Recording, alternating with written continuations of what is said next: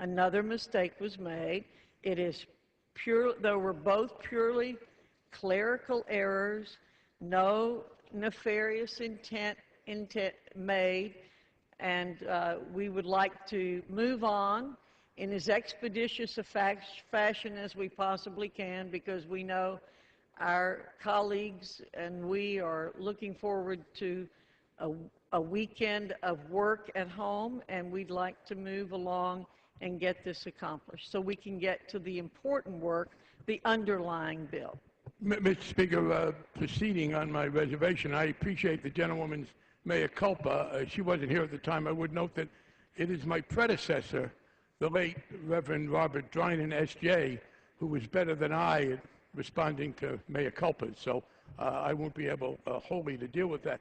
But I do think this is more than simply a double error. It's a matter of haste, and it is relevant because, and I would just take exception to the gentleman saying, well, it's important that we get this done right away. I think, frankly, the problem has been that in these past couple of years, and to some extent before, we haven't met frequently enough. I understand people would like to get back to the districts they represent, but I think that this is emblematic of our not having enough time to deal with things. Look, we are going to be voting, I think, on 20-something amendments today.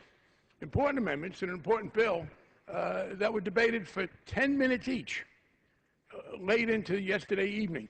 No proper airing of very controversial subjects. And indeed, I think this is what happens when you try to do too much too soon.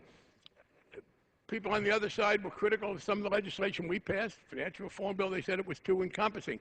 But it went through a much more thorough process than this very controversial, even more comprehensive bill we're dealing with today. This is a bill that we're dealing with today that deals with every single subject that comes before this Congress, because it would put severe restrictions on the adoption of regulations about financial reform, about health, about the environment, about occupational safety, about transportation safety. And yeah, it is a problem when you try to do too much too soon. So I understand that I do not impute any nefarious intent. Let me say, under the House rules, you can't impute nefarious intent even if you think there is some, and I don't think there is any. So for two reasons, I don't impute that. But it does seem to me this is an example and a chance for us, frankly, to talk about a flawed legislative process. We're doing this bill, which is kind of a big message bill, and I know there's a lot of criticism on the other side of the United States Senate, but the Senate passed an agricultural bill. This House isn't even going to take one up, a very important agricultural bill.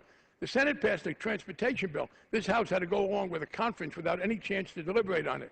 The Senate passed a postal reform bill to keep the Postal Service going, and this House can't take it up. So when we can't do the basic legislation that we should do, and we do one of these broad message bills that's overly comprehensive, and then we make mistakes, I think it's worth some notice. And I will now yield to my colleague from New Jersey. If I could speak on the gentleman's reservation, I thank the gentleman, thank the gentlelady. Obviously, there's no nefarious intent. There's no question about that. I would like the House to understand where we are procedurally. It's my understanding that the House yesterday spent the better part of the day debating a bill which said that regulation should not take effect until unemployment hits 94%. Is that the gentleman's understanding? Apparently that was what was in the bill because, and they said it was a typo, that the words, the letters U and N left out. I will have to say there's certain equality here. The day before yesterday, the mistake was letters. Today it's numbers. I suppose tomorrow it'll be astrological signs. And